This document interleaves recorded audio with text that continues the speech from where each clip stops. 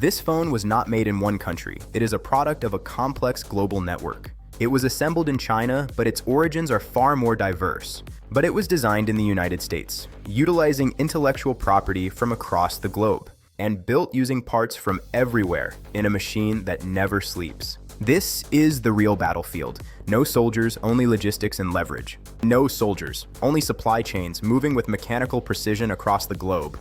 China became the world's factory, a massive industrial machine of unprecedented scale. Everything needed was in one place, from raw materials to final assembly.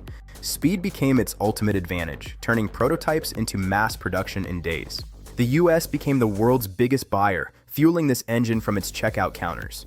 But slowly, the factories of the Midwest stopped producing, leaving behind relics of a former age. The US optimized for efficiency instead, choosing high-margin services over low-cost production.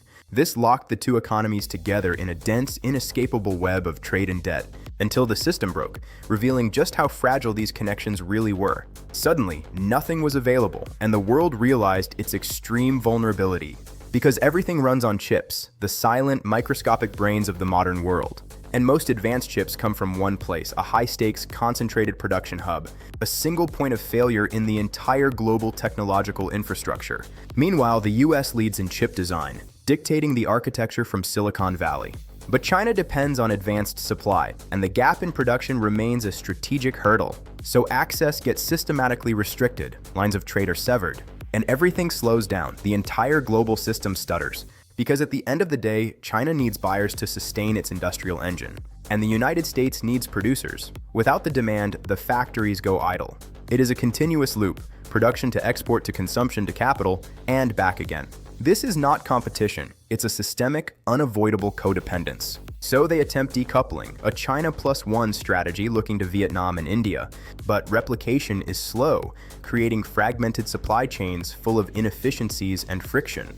And when systems break, costs explode violently across the board.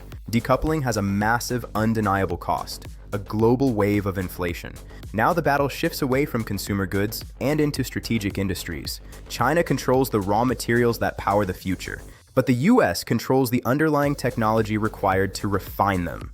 This creates an absolute strategic deadlock. There are no missiles here, only restrictions, tariffs, and escalating technical blockades. Corporate casualties. Global corporations caught completely in the middle of a strategic pincer. And ultimately, the consumer pays the price for this massive global fragmentation, a complete systemic stress test on a global scale. Because they are not enemies in a vacuum, they are deeply embedded dependencies. In this war, winning means losing less.